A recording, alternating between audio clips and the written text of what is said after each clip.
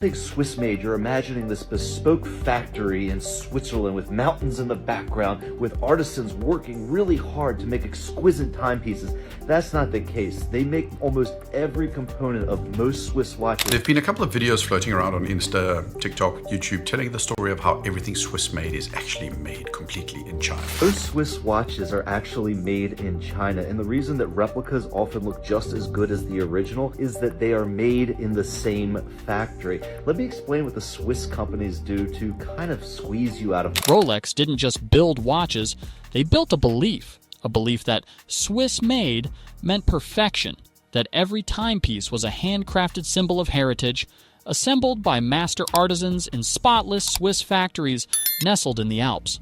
For decades, consumers weren't just buying a watch, they were buying a legacy. But that illusion is cracking wide open. Viral videos and leaked documents have pulled the curtain back on the luxury world's most sacred symbol. What started as whispers on forums and TikTok soon turned into a global investigation. Swiss watches, especially Rolex, weren't as Swiss as they seemed. The same factories crafting replicas in China? Some insiders say they're making the real thing too. The truth is, nearly every component, every gear, and every screw is being mass-produced across Asia. And the Swiss-made label, just a technical loophole. And then came the real blow. A high-level leak straight out of China. Documents detailing Rolex's exact production costs, margins, and supplier names. Suddenly, the $12,000 Rolex Submariner wasn't an icon. It was a $1,200 product with a luxury price tag. The internet exploded. The luxury industry panicked. And Rolex? They did something they've never done before. They lowered their prices. This wasn't just a scandal. This was the unraveling of an empire. And it all started with one leak they couldn't contain. In early 2025, something slipped through the cracks, something Rolex never wanted the world to see. Started quietly, a handful of files uploaded to obscure online forums. No headline, no press release. Just raw data posted anonymously. Documents tied to a Chinese supplier that works directly with Rolex. And within days, the entire luxury world went into meltdown.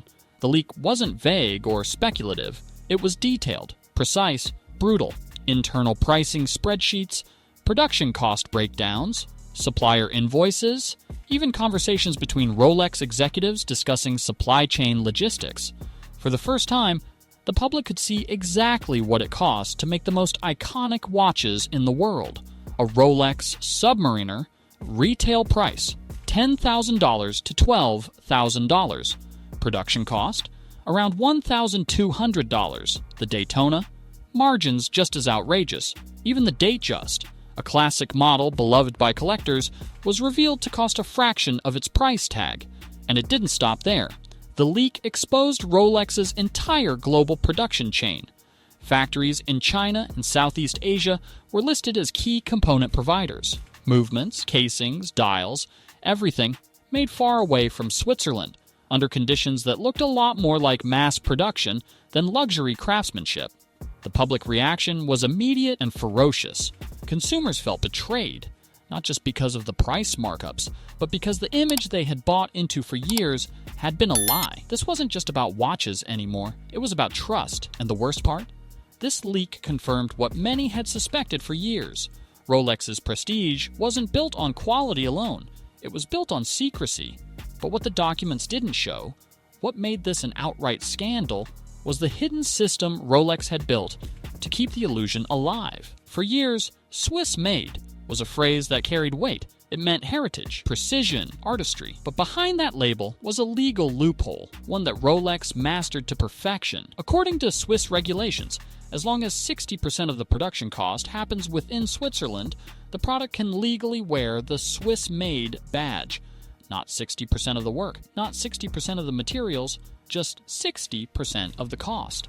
And Rolex? They knew exactly how to manipulate that rule.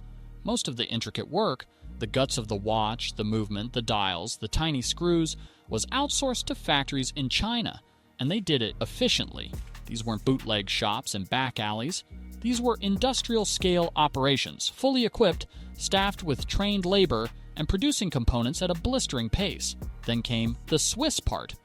one or two key components, usually something small but expensive like the rotor or clasp, were made or finished in Switzerland. Those pieces alone pushed the Swiss cost just high enough to cross the legal threshold. Final assembly, also done in Switzerland, but mostly symbolic, just enough to pass the label test. What's even more disturbing is the accusation that the very same Chinese factories are behind both authentic Rolex components and near-perfect replicas. According to whistleblowers and industry insiders, the knockoffs are often indistinguishable because they're made in the exact same conditions, by the same machines, using the same materials. The only difference? One gets an official serial number, the other doesn't. Consumers who once laughed at fakes are now realizing the fakes were probably made right next to the real thing. And Rolex? They weren't about to admit it, but the damage was done. The myth had collapsed. Swiss prestige now looked like Chinese outsourcing dressed in expensive marketing. And in China, the world's most lucrative luxury market, the backlash was just beginning. Rolex may have dominated the luxury market for decades, but China was the engine that kept it running. With a booming middle class and a cultural fixation on prestige, Rolex watches weren't just accessories, they were social currency, a status symbol, proof you'd made it. But when the leak exploded across Chinese social media, everything flipped overnight. On Weibo, millions of users rallied behind hashtags like #NaiRolex and luxury scam. Influencers who once proudly flashed their Daytonas and Datejusts began uploading takedown videos. TikTok creators stitched the leaked cost breakdowns with videos of Rolex boutiques in Shanghai, asking, "Why are we paying $12,000 for something made for $1,200? The outrage wasn't just about the price, it was about feeling played. Luxury consumers in China were furious. They believed they were buying into Swiss excellence, authenticity, exclusivity, and craftsmanship. But the revelation that their status symbols were the product of a supply chain that stretched through Chinese factories hit like a betrayal. Chinese government officials couldn't ignore it either. With growing pressure to combat excessive wealth, flaunting, and foreign brand exploitation, regulators reportedly began looking into Rolex's pricing practices. Whispers of formal investigations spread through financial circles. This wasn't just a PR disaster, this was an identity crisis for Rolex, and they had no choice but to respond. Rolex has never done discounts. It's part of their DNA. Keeping prices high, inventory low, and demand through the roof, that's how they created their mystique. But in mid-2025, something unthinkable happened. Rolex quietly slashed prices across multiple models. The Submariner, the GMT Master II, the Explorer. In China and other key markets, prices fell by 10 to 20%. No announcement, no apology, just a quiet adjustment. A strategic move, as they called it, but everyone knew the truth. This was damage control, a panic response disguised as a pricing strategy, and it sent a ripple of shock across the entire industry. Rolex didn't drop prices because they wanted to. They dropped them because they had to. Luxury insiders immediately saw it as a silent confession. For a brand that had built its empire on the illusion of scarcity and elitism, lowering prices was like breaking the fourth wall. Suddenly, Rolex wasn't untouchable, it was vulnerable. And while some applauded the move, others saw it as the beginning of the end. The moment Rolex realized the leak had gone viral, they went into full lockdown mode. Cease and desist letters started flying. Websites were threatened, forums were scrubbed, social media posts mysteriously disappeared. Rolex's legal team tried to erase every trace of the leak, but the internet had already done its thing. The files were everywhere, backed up, reposted, embedded in videos, saved in screenshots. It was too late, so Rolex pivoted. If they couldn't bury the leak, they'd drown it out. New marketing campaigns launched overnight. Glowing ads about Swiss tradition, generational craftsmanship, and the artistry of horology flooded the internet. Rolex partnered with influencers, showcased philanthropy work, leaned into legacy, anything to change the narrative, but none of it worked. For every polished ad they pushed, 10 more TikToks popped up exposing the truth. Every heritage video was countered by someone holding a $200 knockoff that looked identical to a real Rolex. Rolex's spin machine was outmatched. by memes, whistleblowers, and a new generation of buyers who didn't care about old-school prestige. They cared about authenticity. Once the truth about Rolex went viral, it didn't stop there. The scandal had a domino effect. Patek Philippe, Audemars Piguet, Omega. Suddenly, all the titans of luxury watches were under the microscope. People began to ask questions they never thought to ask. Where are these parts really made? Who's profiting? Why does this cost 10 times the materials? The answer was uncomfortable. Luxury wasn't always about quality, it was about perception, and the Rolex leak shattered that perception. For decades, consumers paid inflated prices in exchange for trust. But when that trust evaporated, so did the willingness to spend. Suddenly, boutique stores were quiet. Waiting lists shortened, watch forums filled with panic and confusion, and for the first time, people who once wore Rolexes with pride were hiding their wrists. Luxury was no longer about flexing wealth. It had become a symbol of being duped. As the scandal spread, panic hit the gray market. Authorized dealers and private resellers had paid premium prices expecting Rolex inventory to hold or rise in value.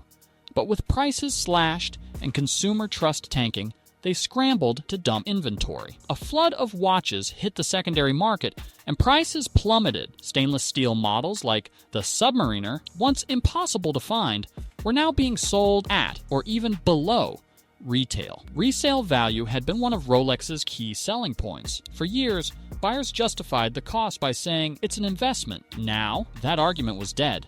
Collectors were furious. Some felt trapped. Others began selling off their collections, fearing further crashes. Once reliable investment pieces were now risky assets, no longer guaranteed to hold value, let alone appreciate. And for Rolex, the gray market spiral wasn't just a numbers problem. It was a perception nightmare.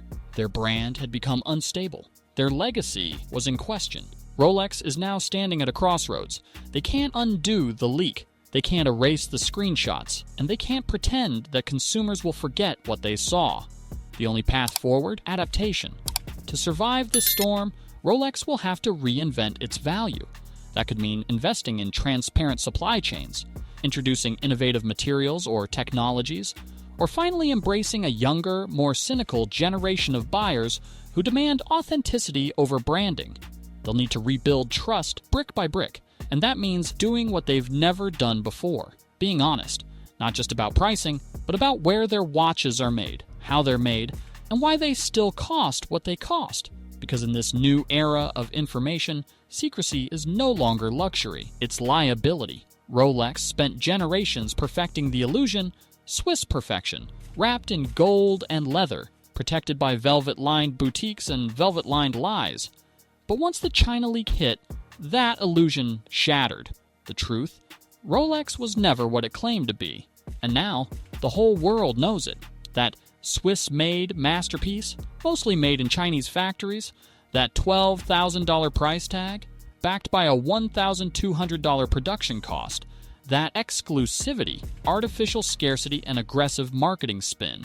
This wasn't just a crack in the armor, it was a full collapse of trust. And now, luxury buyers are waking up. The value isn't in the label, it's in the truth behind it. So the next time someone flashes a Rolex on their wrist, ask yourself, are they wearing prestige or proof they got played?